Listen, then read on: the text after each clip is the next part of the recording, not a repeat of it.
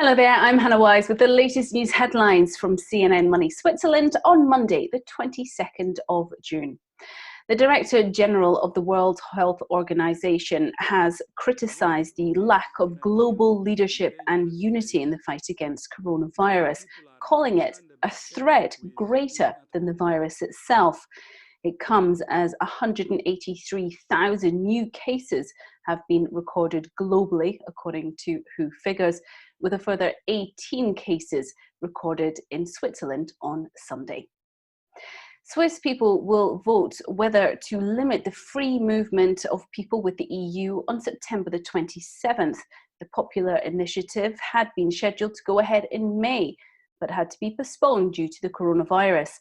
Limiting the free movement of people would have implications for jobs in Switzerland. The Swiss government, though, has spoken out against the move, with Federal Chancellor Karen Keller-Sutter saying, quote, "Now is not the time for risky political experiments."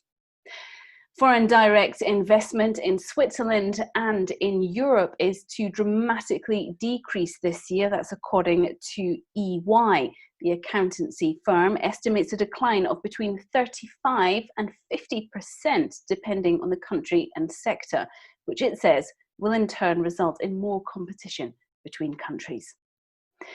Now, Venture has awarded startups here in Switzerland a total of $500,000 Swiss francs today. Thomas Knecht, entrepreneur and founder of the startup competition, tells us what he thinks makes a good environment for venture capitalism and reveals some of the niche markets ripe for exploring. In Switzerland, we have a very good, I would call it biotope for biotechnology companies.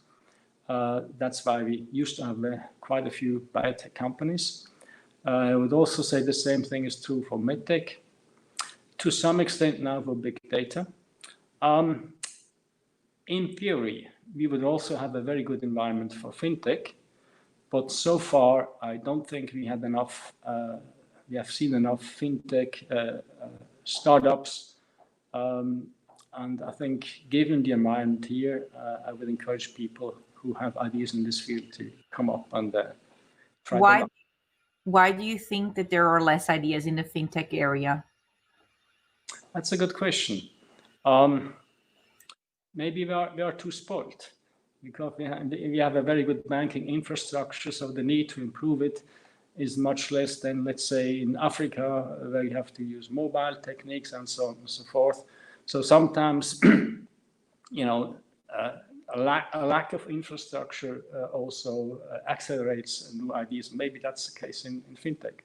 And if we talk about venture capital here in Switzerland, if you could make something better, or what would need to change to make it a better environment?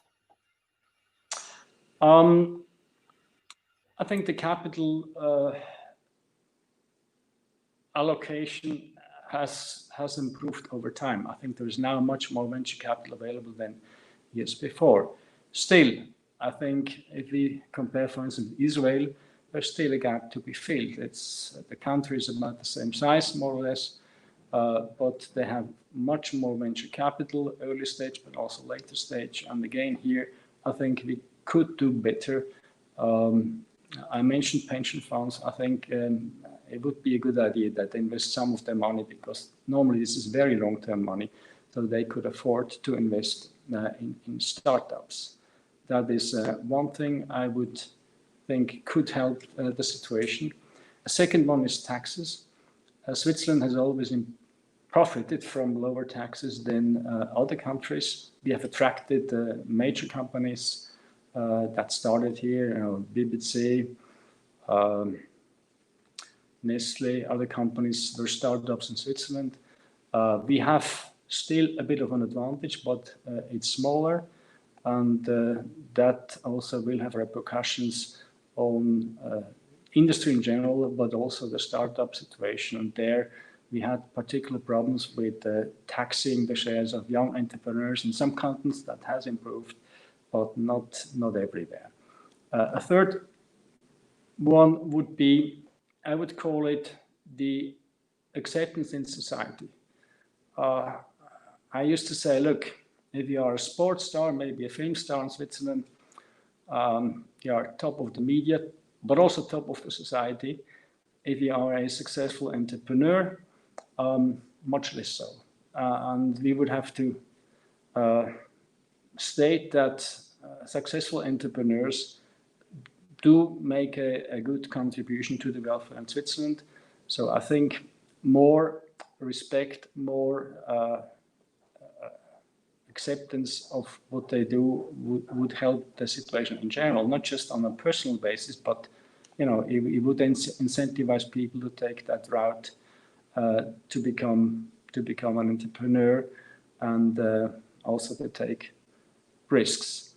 And finally, I think when it comes to the universities, two of the major universities, EPFL and ETH, for the last 15 or so years, 10 or 15 years, they follow the number of startups they produce. And I think that's a good metric for a university to make sure that they are not just teaching people interesting things, but also giving back something to society in the sense that successful IPO spin-offs of universities make a contribution to society.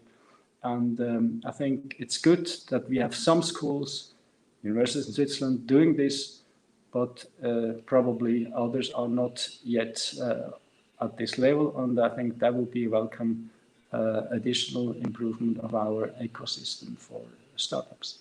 Now, it took École Hôtelière de Lausanne 2 days to move operations online during the coronavirus crisis earlier this year. Now, while it's expecting a full return of students to campus by September, it still plans to continue to offer them the possibility of following around half of the school's curriculum remotely. Olivia Chang has the story. First of all, for us, it was a big switch to digital. All of a sudden. So on Friday, we decided to close the campus, and starting the next Monday, we had 100% digital.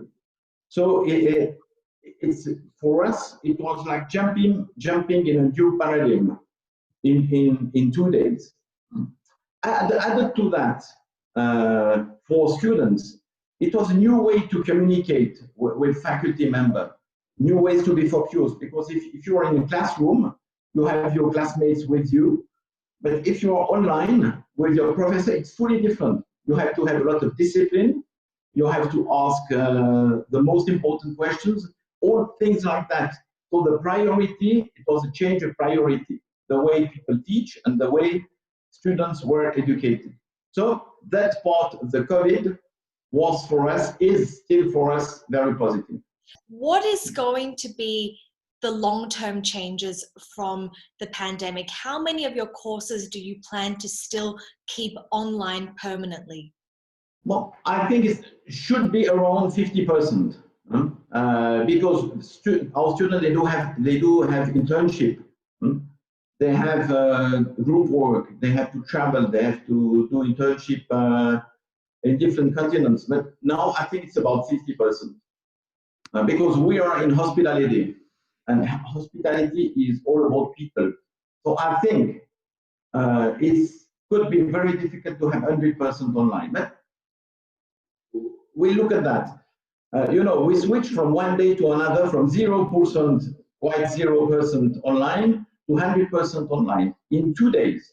In 2 days, we were ready to do that. Now the question is, what is the right balance between face-to-face and online? It's close to 50%. I'm just taking a look at your MBA program, for example. Yeah. It costs about 35,000 Swiss francs for the tuition. Mm-hmm. Given that a lot of the classes, as you say, require face-to-face interaction and people want that networking, how do students feel about taking those classes completely online?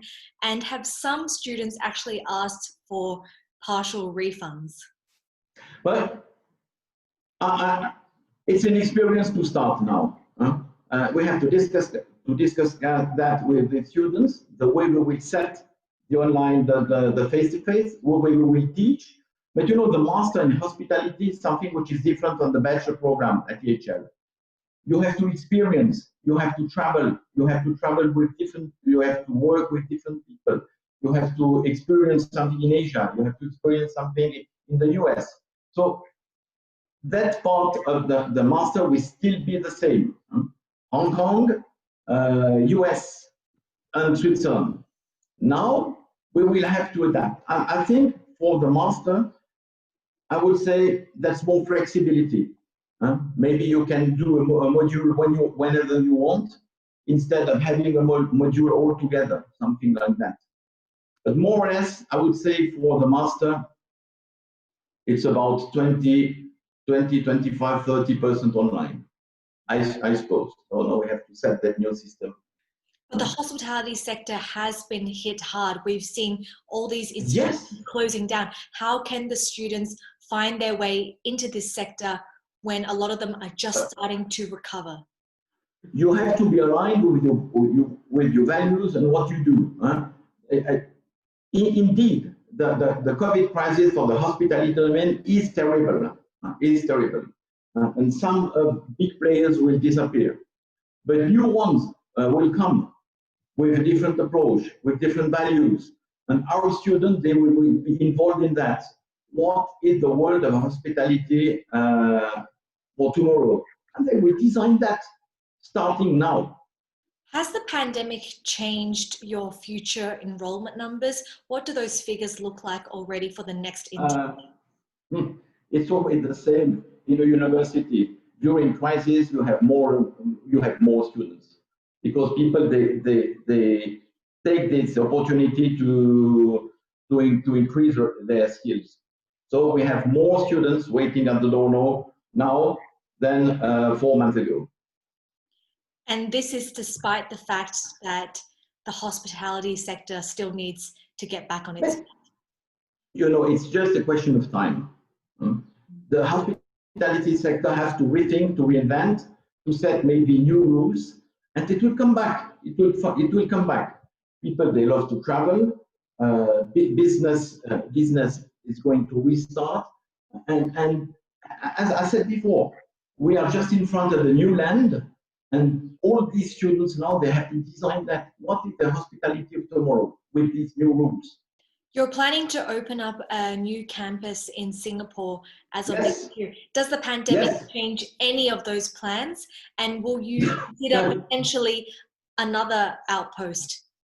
No. The campus will open in 2021, September.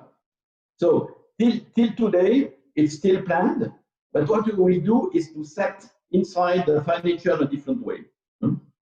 To be fully aligned with Singapore's new rules regarding COVID. But you know, it's still, for me, it's still like a lab.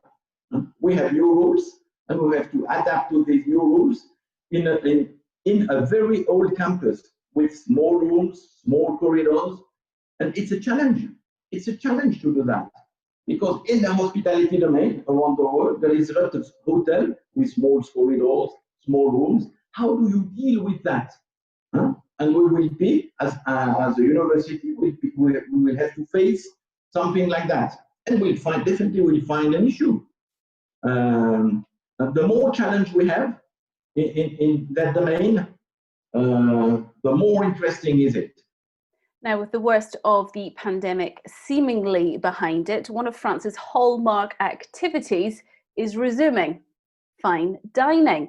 Now that France has lifted indoor dining restrictions, restaurants across the country are reopening. And as CNN's Cyril Vanier shows us, while strict safety rules will be the norm, the standards of French cuisine are timeless. For the first time in 3 months and 4 days, the Maître D' at the Grand Véfour in central Paris is expecting customers, making sure all the waiters have their face masks on, and the tables are just so.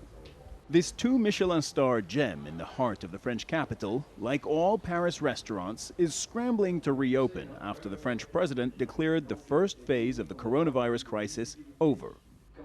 Emmanuel Macron says France can return to its art de vivre. Nous allons retrouver pour partie notre art de vivre French for enjoying the pleasures of life. Un cabillaud, une seule, une canette. Combien de temps? 3 minutes. OK. And so, Guy Martin, the revered chef of the Grand Véfour and one of the faces of French gastronomy, is back in the kitchen doing what he does best. Tweaking, finessing, perfecting his dishes. Here, pan-fried duckling fillet, acidulated cucumber, and a hint of Szechuan pepper. Un peu fébrile, mais enfin, There's some nervousness, admits the chef, but the team is as good as ever. A kitchen brigade of 20 people. That's more than one cook per patron. Let's not kid ourselves. It's not possible to fully respect social distancing at all times in a kitchen, in any kitchen. But restaurants like the Véfour are better suited to it than most because even before the coronavirus, they were already held to the highest professional standard. Surfaces are cleaned repeatedly, each spoon discarded immediately after use. We are asked not to film the patrons to preserve an immaculate dining experience, but by all accounts the reopening is a success. And I learned an important lesson.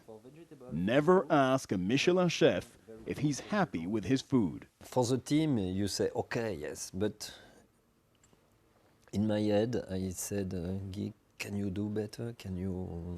I am not really satisfied at 100%. The very best, it seems, never are.